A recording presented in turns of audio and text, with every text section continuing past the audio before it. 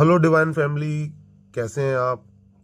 मैं दीपक कुमार दुबे, मेरे channel twin flame two heart one soul में आज आपका फिर से स्वागत है। सबसे पहले मैं अपनी डिवाइन फैमिली से माफ़ी चाहूँगा कि मैं आज काफ़ी टाइम के बाद एनर्जी अपडेट दे रहा हूँ, क्योंकि मैं अपनी हीलिंग कर रहा था, क्योंकि काफ़ी बड़ा टिगर से निकला हूँ। लेकिन अभी मैं बिल्कुल ठीक हूँ और मैं अपनी हीलिंग पूरी तरीके से कर चुका हूँ। सारे इश्यूज़, जो भी मेरे अंदर इश्यूज़ थे, वो इश्यूज़ भी मैं क्लियर कर चुका हूँ। क्योंकि जब इश्यूज़ खुद में होते हैं तो फिर चैनलिंग करने में मज़ा नहीं आता, ना ही अच्छे तरीके से कर पाते। इसलिए मैंने सबसे पहले अपने आप को पूरी तरीके से हील किया। अभी मैं पूरी तरीके से ठीक हूँ। तो डिवाइन फैमिली, अगर एनर्जी की बात करें तो पिछले काफ़ी टाइम से 1 फरवरी से बात करें तो बहुत हैवी एनर्जी है कलेक्टिव में। आफ्टर टू टू पोर्टल काफ़ी चेंज आया है डीएफ्स में। ये चेंज न्यू अवेकनिंग जो डीएफ हैं उन्होंने भी महसूस किया होगा। जो मिड ऑफ जर्नी में है उन्होंने कुछ ट्रिगर भी महसूस किए होंगे, और जो शिफ्टिंग हुई है आफ्टर टू टू पोर्टल वो भी उन्होंने महसूस की होगी। बात करें तो 3 और 4 फरवरी के दिन से ही काफी हैवी एनर्जी थी, जो शाम होते होते तकरीबन 7 साढ़े 7 बजे तक मिसिंग एनर्जी और क्राइम एनर्जी तो दिन से ही थी। लेकिन जब शाम 7 साढ़े 7 बजे के बाद हार्ट में बहुत ज्यादा पेन, मतलब इतना पेन कि ऐसा लग रहा है जैसे कि हार्ट फटने वाला है। यहाँ तक की होगी कि सांस लेने में भी बहुत ज्यादा दिक्कत। अगर आप रूम में बैठे हैं तो इतना सफोकेशन हो रहा है कि आप सांस नहीं ले पा रहे, मतलब बिल्कुल ब्रीथलेस हो रहे हैं। नींद का तो पहले ऐसा चल रहा कि कभी नींद आ रही है लेकिन कभी नींद नहीं आ रही है। लेकिन उस टाइम तो पूरी रात ना तो नींद आई, और सांस लेने में काफी प्रॉब्लम रही, हेडक रहा, और हार्ट में तो बहुत ज्यादा पेन ही रहा। पूरे की पूरा रात इस तरीके से निकली है कि आंखों से आंसू आ रहे थे, बहुत ज्यादा मिसिंग एनर्जी, बहुत ज्यादा क्राइंग एनर्जी, और बहुत ही ज्यादा पेन, पूरी बॉडी में पेन, पैरों में पेन, हार्ट में पेन, और स्टमक में पेन। आपके हेडक, काफी तेज हेडक हो रहा था। अचानक आंखों से आंसू आ रहे थे, डीएम की बहुत ज्यादा याद आ रही थी। ऐसा लग रहा था जैसे अभी कॉल कर लें, अभी चले जाएं उनके पास। क्योंकि बेसिकली क्या था, ये शिफ्टिंग हो रही थी डीएफ्स की। तो जो डीएफ्स अपने नए फॉर्म में शिफ्ट हो रहे थे, और उधर डीएम की भी काफी बैड एनर्जी आ रही थी। ये मिसिंग एनर्जी डीएम की थी, वो भी बहुत ज्यादा पेन में थे डीएम। अभी आप पिछले 1-2 दिन से देख रहे होंगे कि जो ये शिफ्ट हुआ है, जो ये पेन मिला है डीएम की साइड से, जो डीएम की एनर्जी थी, जो ट्रिगर्स मिले, इससे जो डीएफ्स हैं, जो हाईली अवेकनिंग डीएफ थी, उन्होंने भी ये महसूस किया है। अब वो एक कदम आगे और आगे, अब देख रही होंगी डीएफ्स कि अचानक से वो अनकंडीशनल लव में आ गए। डीएफ का हार्ट ओपन हुआ है, डीएफ और ज्यादा स्पिरिचुअलिटी में आ गई हैं। नेक्स्ट डे से ही जो भी छोटी छोटी चीजें हो रही हैं डीएफ के साथ, वो उनको बहुत ध्यान से समझ रही हैं। अगर सर्च करना पड़ रहा है तो उसको सर्च कर रही हैं, उसको महसूस कर रही हैं कि ये सब क्या है, और इस चीज को हम कैसे अप्लाई कर सकते हैं अपनी लाइफ में। क्योंकि जो फेमिनाइन थी वो पहले सिर्फ फेमिनाइन थी, लेकिन अब मैं उन फेमिनाइन की बात कर रहा हूँ जो उन्होंने अपने ऊपर काफी काम किया है। वो अब डिवाइन फेमिनाइन के फॉर्म में आ चुकी हैं। उन्होंने अपना इनर यूनियन पा लिया है। उन्होंने अपना डीएफ डीएम दोनों जो एनर्जी हैं वो इक्वल कर लिए, बिल्कुल बैलेंस कर चुकी हैं। डीएम भी काफी पेन में थे, क्योंकि ये एनर्जी डीएम ने भी महसूस की, क्योंकि डीएम की एनर्जी ही ज्यादातर डीएफ्स के ऊपर आ रही थी। मैं यहाँ पहले ही बताता हूँ, मैं पहले ही बोल चुका हूँ कि मैं यहाँ एनर्जी की बात कर रहा हूँ, किसी फीमेल या मेल पर्सन की बात नहीं कर रहा हूँ। क्योंकि एक फेमिनाइन एनर्जी मेल पर्सन में भी हो सकती है, और एक मस्कुलाइन एनर्जी फीमेल पर्सन में भी हो सकती है। तो एनर्जी देखें, बॉडी टाइप ना देखें। आज मैं आपको कुछ बताना चाहता हूँ कि ये बताना आप लोग के लिए बहुत ज़रूरी भी है, और ये एक तरीके से एनर्जी भी है। जब मैं अपनी हीलिंग कर रहा था, यानी कि जब मैं अपने पेन को कवर कर रहा था, जब मुझे ट्रिगर मिले थे और मैं अपनी एनर्जी डाल नहीं पा रहा था, तो उसी टाइम पे मुझे एक मेल आया मेरी मेल आईडी पे, क्योंकि मैंने अपना नंबर तो डाल नहीं रखा है, मेल आईडी दी थी तो मेल आया मेरे पास। जो एक मेरे सब्सक्राइबर थे जो फीमेल हैं, लेकिन उनके अंदर जो है वो मस्कुलाइन एनर्जी है। आज अपने इस चैनल के माध्यम से वो सुन रहे होंगे तो मैं उनका बहुत बड़ा धन्यवाद दूंगा कि मैं तो हीलिंग कर ही रहा हूँ, लेकिन वो भी अवेकन हो गए। लेकिन उन्होंने जिस तरीके से मुझसे बात की और जिस तरीके से मैंने उनको गाइड किया, तो मुझे ऐसा लगता है कि मैंने उनको जो गाइड किया उन्होंने उल्टा मुझे गाइड किया, और उस गाइडेंस से मैं आज अपने आप को हील कर पाया। और आज मैं फिर से आप लोगों के सामने हीलिंग जो एनर्जी है वो मैं आपको दे पा रहा हूँ। मैंने आज अपने आप को उनसे बात करने के बाद में ये महसूस किया कि डीएम का पेन कितना है, क्योंकि हम जो डीएफ्स होती हैं वो अपना तो देख ही रही हैं, लेकिन उनसे बात करके मुझे पता चला कि डीएम एक्चुअल में इस टाइम कितने पेन में है। क्योंकि अभी जो 1-2 फरवरी से जो हो रहा है ना, जो अब डीएफ्स के साथ हो रहा है, ये मेरे साथ ऑलमोस्ट नवंबर दिसंबर में हो चुका है। तभी मुझे इतने टिगर मिल रहे थे, एक के बाद एक इतने टिगर मिले कि मैं बिल्कुल टूट गया था। मैं हील नहीं कर पा रहा था, मैं समझ नहीं पा रहा था ये हो क्या गया। तो उसी टाइम पे जब मैंने अपनी हीलिंग स्टार्ट करी, यहाँ तक कि मैं हॉस्पिटलाइज भी हो गया था, तब मुझे इन सब बातों के बाद में पता चला कि कितने पेन में है डीएम, और हम मुझे क्या करना चाहिए और किस तरीके से अपने आप को हील करना चाहिए और अपने डीएम को हील करना चाहिए। क्योंकि उस टाइम मेरा एंगर जो इशू था वो इतना सरफेस पे आया था कि मैं उसे कंट्रोल नहीं कर पा रहा था। लेकिन जब मैं कंट्रोल करा, कहते हैं ना कि जब आप कोई सही काम करते हैं और आप गाइडेंस देते हैं तो उस टाइम पे यूनिवर्स आपका पूरा पूरा सपोर्ट करते हैं। तो यूनिवर्स ने मुझे पूरा सपोर्ट किया और मैं अपने उस इशू को, एंगर इशू को कंट्रोल तो कर लिया मैंने। उसी टाइम पे शायद यूनिवर्स ने ही उस सब्सक्राइबर को मेरे पास भेजा, मेरे से बात कराई ताकि मैं अपने आप को हील करूं। तो थैंक यू यूनिवर्स। उस टाइम भी मुझे डाउनलोडिंग तो उस टाइम भी हो रही थी, और मुझे काफी ज्यादा अपने डीएम की मिसिंग एनर्जी भी रिसीव हो रही थी, क्राइंग एनर्जी भी रिसीव हो रही थी। ऐसा महसूस हो रहा था कि जिस तरह से मैं इस समय पेन में हूं, तो वो भी उस टाइम पे काफी पेन में है। लेकिन एक्चुअलिटी मुझे बात करके पता चली, तो कुछ बात इस तरीके से, मैं उनका नाम रिवील नहीं करूंगा, कुछ प्राइवेसी की वजह से, आप समझ सकते हैं। तो जिस तरह से मेरा डीएम फीमेल बॉडी में है, वो भी फीमेल बॉडी में डीएम है। उन्होंने मेल किया और उन्होंने मेरा नंबर मांगा, मैंने नंबर दिया। अब नंबर मैं ऐसा देता नहीं हूँ, लेकिन अचानक दे दिया। तो जब नंबर दिया तो उनसे बात हुई। पहले उन्होंने पूछा कि इतनी टाइम से मैंने चैनल लिंक क्यों नहीं की है। जब मैंने उनसे पूछा तो उन्होंने अपनी प्रॉब्लम मेरे सामने शेयर करना शुरू की, और उनकी उस प्रॉब्लम के सुनने के बाद में जो सॉल्यूशन निकला, आज वो अपनी डीएफ के साथ यूनियन में भी हैं, और मैं हील होके अनकंडीशनल लव में आ गया और हीलिंग में भी आ गया। आज मैं पूरी तरीके से हील हूँ, खुद भी हील हूँ और दूसरों को भी कर सकता हूँ। और अब मुझे फर्क नहीं पड़ता कि कौन मेरे पास साथ है, कौन मेरे साथ नहीं है। मैं बस यूनिवर्स के गाइडलाइंस के अकॉर्डिंग ही चल रहा हूँ।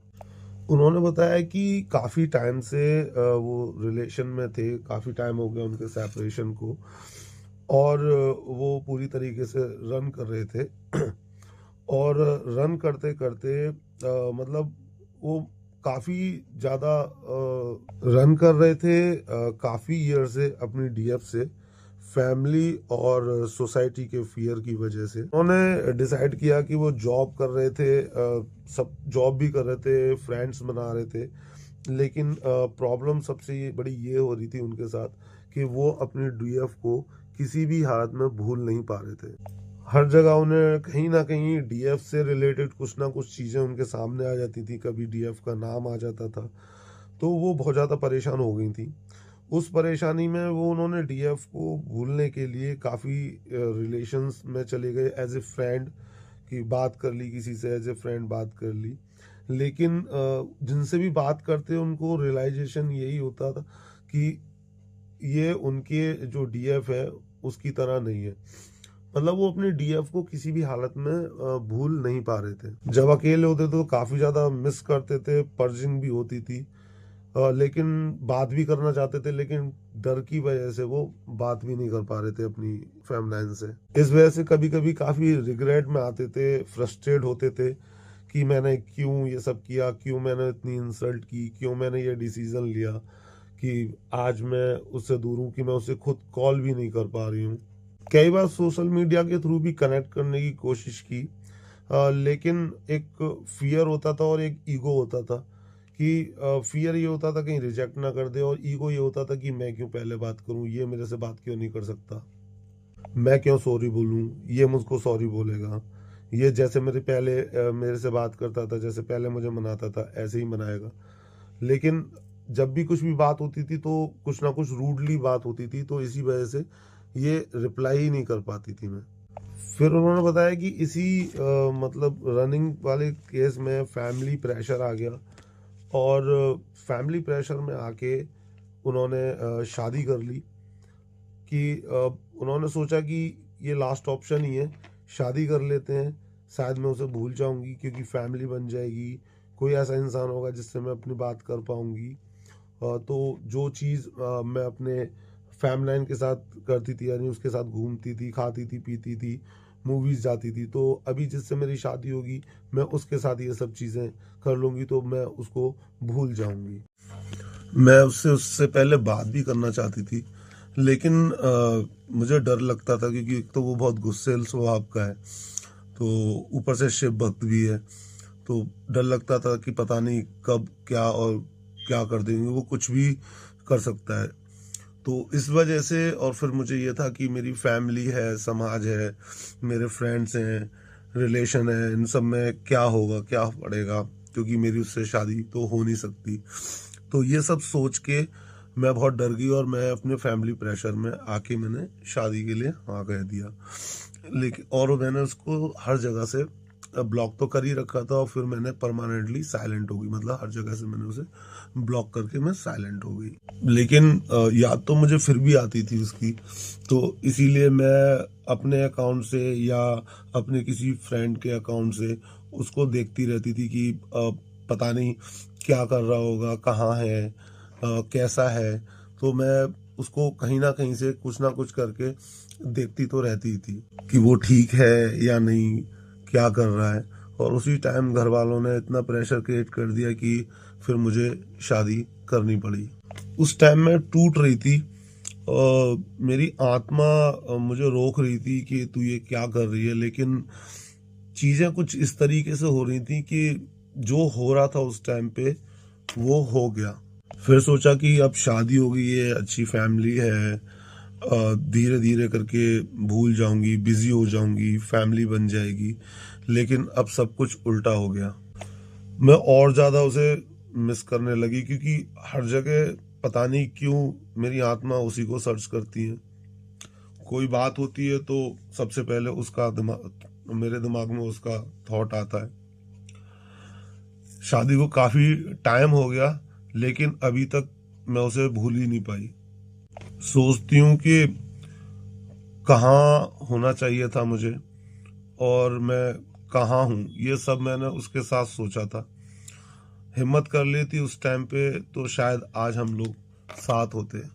फैमिली और समाज को खुश करने के चक्कर में आज अपनी और उसकी लाइफ स्पॉइल कर दी। पता ही नहीं था कि ये जो रिलेशन है ये नॉर्मल रिलेशनशिप नहीं है, ये एक सोल कनेक्शन है। अभी सोचती हूँ कि जो कुछ भी हुआ वो सब मेरी वजह से हुआ।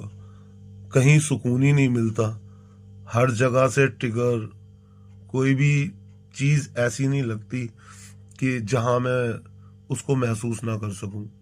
ऐसा लगता है कि ये हक उसका था जो आज कहीं और है। एक जिंदा लाश की तरह हो गई हूँ, आत्मा तो वही है जहाँ होना चाहिए।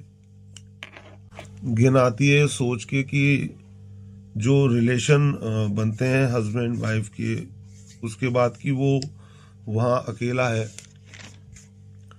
सब कुछ छोड़कर, अपनी फैमिली, अपना कैरियर, अपना घर, सब कुछ। और मैं क्या कर रही हूँ। मैं बहुत कोशिश करती हूँ दूर रहने की, और भी बहुत सारी बातें थी जो अभी भी मैं बोल नहीं सकता, क्योंकि मैं भी थोड़ा इमोशनल हो रहा हूँ। उनका पेन देख रहा था, क्योंकि जो वो बोल रही थी वही वो मैं भी महसूस कर रहा था। मुझे भी इसी तरह के टेलीपैथी होती थी। उनका फियर था कि अब वो एक्सेप्ट नहीं करेगा। वो सुकून था मेरा। मैं जान चुकी हूँ सब कार्मिक है, वो ही मेरी सोल है, वही मेरा घर है। बोला आप बात करो उससे, सब कुछ बताओ। हो तो यार तुम एक ही सोल, तो बात करो उससे, सब कुछ बताओ उसे। आप कैसा महसूस कर रहे हो? आप दोनों का रिश्ता सोल का है, शरीर का तो नहीं। शरीर का होता तो आप ये महसूस ही नहीं करते, ना वो इतना आगे आता। ये सोल कनेक्शन है। जब साथ थे तो लड़ते भी थे, मनाते भी थे। तुमने भी बहुत कुछ उसको उसका एक्सेप्ट किया होगा, तो एक्सेप्ट किया होगा, सुनाया होगा उसे, फिर प्यार भी किया होगा। तो बात करो ना उससे। लड़ोगे दोनों लड़ोगे, रोओगे दोनों रोओगे, मिलोगे दोनों मिलोगे।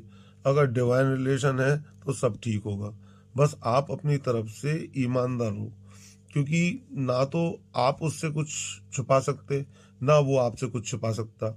ना आपकी फैमिली के सामने ऐसी कोई बात है जो ना आए, ना उसकी फैमिली के सामने ऐसी कोई बात है जो ना आए। दोनों की फैमिली के सामने ही बात आएंगी, क्योंकि ये जो रिलेशन है ये कोई नॉर्मल रिलेशन तो है नहीं कि गर्लफ्रेंड बॉयफ्रेंड का रिलेशन है, अलग हो गए, वो अपने यहाँ, वो अपने यहाँ, तुम अपने यहाँ। लेकिन ये तो सोल कनेक्शन है, ये तो सामने आना ही आना है। जितना तुम इस सोल कनेक्शन से भागोगे उतना ही ये आपके पीछे आएगा, क्योंकि यूनिवर्स का कनेक्शन है और ये सब कुछ यूनिवर्स के अकॉर्डिंग ही चलता है, यूनिवर्स का ही प्लान है। अगर आपकी शादी कहीं और हुई है तो इसका सीधा सीधा मतलब है कि यूनिवर्स चाहते थे कि आपको लेसन मिले, आपको पता चले उनकी वैल्यू। और वो अगर आपसे अलग थे तो यूनिवर्स चाहते थे कि वो अपने ऊपर काम करें, उनके अंदर जो कमियां है वो उसको दूर करें। तो आज नहीं तो कल तुम्हारी फैमिली के सामने आना ही आना है कि ये रिलेशन है, क्योंकि ये सोल कनेक्शन है। और आज नहीं तो कल उनकी फैमिली के सामने भी आना है कि ये एक सोल कनेक्शन, क्योंकि डिवाइन का इंटरफेरेंस तो होता ही है। डिवाइन आपको ये सब चीज क्यों हो रहा है? क्योंकि डिवाइन आपको पुश कर रहे हैं कि आप किसी और के साथ मैरिड हो, लेकिन फिर भी आपका जो कनेक्शन है, क्योंकि आप ही की तो सोल है वो, तो आप उसे कैसे भूल सकते हो? और वो आपको कैसे भूल सकता है? तो वो जो काम कर रहा है वो अपने ऊपर काम कर रहा है, लेकिन अपने साथ साथ वो आपको भी हीलिंग दे रहा है। आप ये भी तो सोचो। अब चूंकि आप फीमेल हो और आप ये सोचती हो कि मैं सामाजिक तौर पे बंधी हुई हूँ और आपके अंदर ईगो है, तो आप, मैं आपसे एक सवाल पूछ रहा हूँ कि आप ईगो किसके लिए दिखा रहे हो? ईगो आप किसी और को दिखाओगे तो चलो समझ में आता है। एक ईगो आप अपनी डीएफ के लिए दिखा रहे हो, यानी डीएफ कौन है? आप हो। आप ही का तो सोल का हिस्सा है। और डीएफ अगर ईगो दिखा रही है तो वो किसको दिखा रही है? आपको। आप भी तो उसी का सोल का हिस्सा हो, तो आप दोनों एक ही। जब दोनों एक ही हो, एक दूसरे को मिरर करते हो, तो फिर ईगो कहाँ से आ गया बीच में? आप दोनों का जो रिलेशन है ये यहाँ से नहीं बना। जो हम डीएफ और डीएम का जो रिलेशन है वो यहाँ पे नहीं बना है, वो यूनिवर्स ने बना के भेजा हुआ है। आपको लेसन देने थे कर्मा के ऊपर, क्योंकि आपने चूज किया था कर्मा, तो आपको उस हिसाब से लेसन मिले। उसने चूज किया अपना इमोशंस, तो उसको ईश्वर मिले। तो पेन तो दोनों को मिला। अगर आप ये सोच रही हो कि वो बहुत खुश है, वो पूजा पाठ करता है, वो खुश है, तो ऐसा नहीं है। जितना पेन उसने सहा है वो मैं समझ सकता हूँ, क्योंकि मैं भी एक डीएफ एनर्जी में हूँ। और आपने कितना पेन सहा है वो आप समझ सकती हो, क्योंकि आप एक डीएम एनर्जी हो। और अगर हम एक दूसरे को, यानी कि आप और आपका जो डीएफ है, दोनों एक दूसरे से मिलके बात नहीं करेंगे, एक ईगो में रहेंगे, इस सामाजिक बंधन में बंधे रहेंगे, तो पूरी जिंदगी वो सिर्फ इसी चीज में रहेगा। चलो वो तो एक डीएफ एनर्जी में है और वो अलाइन हो रहा है ईश्वर के साथ में, तो वो हीलिंग कर लेगा, अकेला रह लेगा। लेकिन आप जो कार्मिक बंधन में बंधोगे तो आप क्या पूरी जिंदगी इसी चीज में चलते रहोगे, इसी पेन में चलते रहोगे। लेकिन एक ना एक दिन तो आएगा जब आप उससे कांटेक्ट करोगे या ईश्वर आपको दोनों को आमने सामने लाएंगे। तो ईश्वर तो ये कहते हैं ना कि एक बार आप एक्शन तो लो। आप एक्शन लोगे तभी तो चीजें रिजॉल्व होंगी। आप बैठो, बात करो। अरे लड़ोगे तो आप दोनों ही तो लड़ोगे, आप रोओगे तो दोनों ही तो रोगे। अच्छा, आपको सुकून तो उसी के साथ मिलता था ना जब आप सेपरेशन से पहले उसके साथ रहते थे, उससे बात करते थे, लड़ते थे, झगड़ते थे। तो सुकून तो दोनों को ही मिलता था ना एक दूसरे से। और कोई तुमसे कुछ कहे तो क्या तुम उसको माफ कर पाते थे? या उससे कोई कुछ कहे तो वो उसको माफ कर पाता था?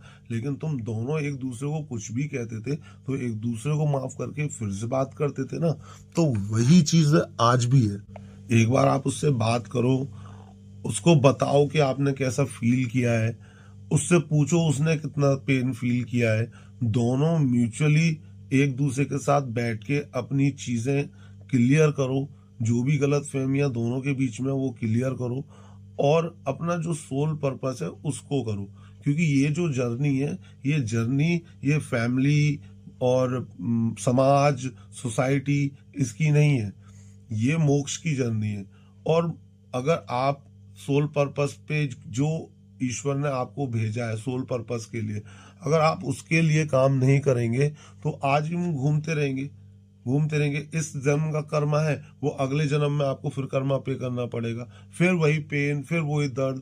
तो ऐसा क्यों, जबकि आप भी जानते हो कि आप उनके बिना नहीं रह सकते और वो भी आपके बिना नहीं रह सकते। तो ये चीजें दूरी क्यों? बात करो, रिजॉल्व करो। अगर वो आपसे अनकंडीशनल लव करता है तो वो एक्सेप्ट करेगा, क्योंकि उसका प्यार आपकी सोल से है, ना कि बॉडी से। और अगर आप उससे अनकंडीशनल लव करते हो तो आप उससे प्यार करोगे, ना कि उसकी बॉडी से। तो ईमानदारी रखो दोनों आपस में, और लॉयल्टी के साथ अगर आप बात करोगे तो डेफिनेटली आपकी प्रॉब्लम सॉल्व होगी। ये मैंने उनको बोला। ये बात करते करते वो काफी इमोशनल हो गई थी और काफी रोने भी लगी। तो मुझे ऐसा महसूस हुआ कि इनका भी डीएम और डीएफ जो है वो बैलेंस हो गया है, और जो उनका ईगो था वो ईगो ब्रेक हो गया है। तो अभी मैंने थोड़े टाइम पहले मेरे से बात हुई थी उनसे, अभी लास्ट मंथ ही। तो उन्होंने बात की, थोड़ा टाइम लगा क्योंकि दोनों अलग अलग शहर में रहते थे। मैसेज किया, बात की, तो आज उन दोनों का यूनियन हो गया है और काफी खुश भी थे। ऐसा नहीं है कि यूनियन का मतलब शादी हो गई। यूनियन का मतलब ये है कि दोनों एक दूसरे के लिए लॉयल हैं, ईमानदार हैं, और अब अपना सोल पर्पस भी कर ही रहे हैं दोनों। खुशी की बात यह है कि दोनों का ईगो ब्रेक हो गया। दोनों के अंदर जो मिसअंडरस्टैंडिंग थी वो क्लियर हो गई। अब दोनों एक साथ हैं और यूनियन हो गया। मुझे इस बात की बहुत खुशी हुई कि अ, मेरी वजह में, कि हम दोनों ने जो बात की उस बात से उनकी प्रॉब्लम तो सॉल्व हुई, उनका यूनियन हो गया, रीयूनियन हो गया, और मैं हील हो गया। और मेरे सामने जो सबसे बड़ा सवाल था कि मैं क्या करूं, तो मैं उस चीज को स्वीकारता में आ गया कि मैंने स्वीकार कर लिया। शायद यूनिवर्स यही चाहते थे। मैं जो मेडिटेशन करता था, जो मैं पूजा पाठ करता था, जो मैं प्रार्थना करता था, उसका फल उन्होंने मुझे हील करके दिया कि अब तू पूरी तरीके से हील है। तेरा मस्कुलाइन और फेमिनाइन एनर्जी दोनों ही हील हो चुकी है, और दोनों ही तुम लोग मर्ज हो चुके। आज मैं बहुत खुश हूं, और अब मैं आप सबको ये बोलना चाहूंगा कि खुद को डिवाइन के अलाइन करो। इनर वर्क बहुत जरूरी है, इनर वर्क करो, अपने चक्रा हीलिंग करो, क्योंकि आप ही हो जो अपने डीएम को हील कर सकते हो। अदरवाइज डीएम को आपके अलावा कोई हील नहीं कर सकता। वो सिर्फ और सिर्फ भटक सकते हैं, या फिर रो सकते हैं, या टूट सकते हैं। वो सिर्फ टिगर ही उनको मिल सकते हैं। वो जिसके साथ भी होंगे, चाहे वो किसी मैरिड में हो, चाहे वो फैमिली हो, वो लोग उन्हें इनडायरेक्टली और डायरेक्टली वे में सिर्फ टिगर ही करेंगे। वो उनके साथ इमोशनली कनेक्ट नहीं हो पाएंगे। अगर करना भी चाहेंगे तो कुछ टाइम के बाद उनको वहां से टिगर ही मिलेगा। तो आपके हाथ में ये जर्नी है, आप उनको हीलिंग भेजो। क्योंकि देखो, अगर आप उनको देखेंगे ना, तो कोई भी अगर इंसान आपके डीएम को देखेगा तो वो सोचेगा ये बहुत खुश है, बहुत सही है। अगर चाहे उनकी फोटो देखेगा कोई, तो बोलेगा ये बहुत खुश है, साथ में तो बहुत खुश है। लेकिन सिर्फ एक आप ही हो जो उनकी आंखों में देख के बता सकते हो कि वो कितना पेन में है, उसको पेन हो रहा है, उसका हार्ट में पेन हो रहा है। ये सिर्फ डीएफ ही बता सकती है, और एक डीएम ही डीएफ को देख के बता सकता है कि मेरी डीएफ पेन में है, और डीएफ बोल सकती है मेरा डीएम पेन में। तो ये दोनों म्यूचुअल होते हैं। तो इन दोनों के अलावा कोई तीसरा बंदा इनको नहीं बता सकता। सिर्फ मजाक उड़ा सकते हैं, या उनको ट्रिगर कर सकते हैं, या उनको तोड़ सकते हैं, या उनके ऊपर रिस्पॉन्सिबिलिटीज थोप सकते हैं। देखो, दोनों में कोई छोटा बड़ा नहीं होता कि डीएफ सोचे कि डीएम बड़ा है, छोटा है मुझसे, वो आएगा, या डीएम सोचे कि डीएफ है मुझसे, मैं क्यों जाऊं। ईगो दूसरों के लिए होता है, अपने लिए ईगो नहीं होता, दोनों एक ही हो। तो कोशिश ये करो कि जितनी मेडिटेशन करते हो, अपनी मेडिटेशन के थ्रू अपने डीएम को हीलिंग भेजो, ताकि इस टाइम पे उनको आपकी बहुत ज़रूरत है। तो जितनी भी डीएफ्स हैं जो सुन रही हैं, मैं उनसे यही कहना चाहूँगा कि आप मेडिटेशन करो, खुद को तो हील करो ही करो, साथ में अपने डीएम को हील करो, क्योंकि वो इस समय बहुत पेन में है। और अगर डीएम आपसे कनेक्ट करते हैं, आपके साथ कांटेक्ट करते हैं, आपको अनब्लॉक करते हैं, आपसे बात करते हैं, तो आप उनके साथ किसी भी तरह की लड़ाई झगड़े या पिछली बातें ना करें। जो हो चुका है वो हो चुका है। अब सोचना ये है कि इस जर्नी को आगे कैसे बढ़ाना है, इस जर्नी को कंप्लीट कैसे करना है। तो वो कंप्लीशन दोनों की म्यूचुअलिटी से होगा। तो अगर वो आपसे कोऑर्डिनेट करते हैं या कांटेक्ट करते हैं, तो किसी भी तरह का झगड़ा या किसी भी तरह की पुरानी बातें ना करें, ताकि दोनों एक साथ बैठें, ईमानदारी से बात करें, पॉजिटिव वे में बात करें, और जितना हो सके पॉजिटिव रहें। क्योंकि अगर आप पॉजिटिव रहेंगे तो आपके डीएम पॉजिटिव रहेंगे, और आपके डीएम पॉजिटिव रहेंगे तो आप पॉजिटिव रहेंगे। लॉयल रहें। अपनी जो एनर्जी है वो अपने कार्मिक्स के साथ ना तो मस्कुलाइन और ना ही फेमिनाइन लीक करें किसी भी तरीके से। और गिल्ट को छोड़ के अपनी सोल की आवाज को सुने, दिमाग की ना सुन के अपने सोल की आवाज को सुने। आप लोग किसी और के लिए नहीं, अपनी सोल के लिए लॉयल रहो, क्योंकि अपनी सोल के लिए लॉयल रहने का मतलब है कि आप यूनिवर्स से अलाइन होगे। ऐसा नहीं है कि आप बात कर रहे हैं अपने डीएम से और झूठ बोलें या उन्हें मैनिपुलेट करें। ये अगर करते हैं तो यूनिवर्स आपको इसका पनिशमेंट देते ही देते हैं, चाहे वो डीएम हो चाहे वो डीएफ हो। तो बस यही है कि अगर वो कनेक्ट करते हैं, वैसे भी यूनियन का टाइम है, अगर रीयूनियन होता है आपका, तो आपसे अगर वो बात करते हैं तो आप भी उसे डिवाइनली तरीके से बात करें। जो भी प्रॉब्लम्स हैं उनको या आपको दोनों बैठ के ईमान से बात करके सारी चीज़ें क्लियर करें। वीडियो बहुत लंबा हो जाएगा।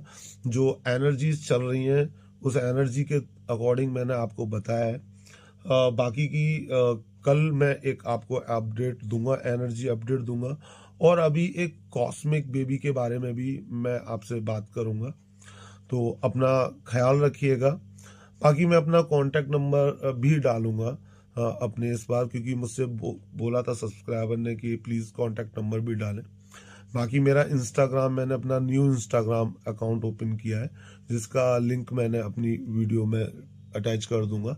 तो प्लीज़ मेरे इंस्टाग्राम को भी, न्यू इंस्टाग्राम अकाउंट को भी सब्सक्राइब कीजिएगा। बाकी अपना इनर वर्क प्रॉपर तरीके से कीजिएगा। हनुमान चालीसा और शिव चालीसा का पार्ट कंटिन्यू करते रहिएगा। डेविल अटैक से अपने आप को सेफ रखिएगा, अपनी एनर्जी सेफ रखिएगा। और उन डीएफ्स के लिए बहुत बहुत कॉन्ग्रेचुलेशंस जो डीएफ्स यूनियन में आ चुकी हैं, और उन जो डीएफ्स अपनी शिफ्ट करके अनकंडीशनल लव में अपने यूनिवर्स के साथ अलाइन हो चुकी हैं। और उन डीएम के लिए भी बहुत बहुत कॉन्ग्रेचुलेशन जो अवेकन हो रहे हैं और अवेकन हो चुके हैं। वो भी अपनी जो एनर्जी है उसे सेव करें, लीक ना करें, और अपने यूनियन की तरफ आगे बढ़े और अलाइन में रहे ईश्वर के साथ। तो वीडियो अगर पसंद आया हो तो आप प्लीज़ मेरे चैनल को सब्सक्राइब कीजिए, लाइक कीजिए और कमेंट कीजिएगा। अपना आशीर्वाद और अपना ग्रेटिट्यूड मुझे भेजिएगा और वीडियो को क्लेम कीजिएगा, एनर्जी को। ठीक है, नेक्स्ट वीडियो में मुलाकात होती है। Please subscribe my new Instagram channel. Thank you very much. Her her Mahadev.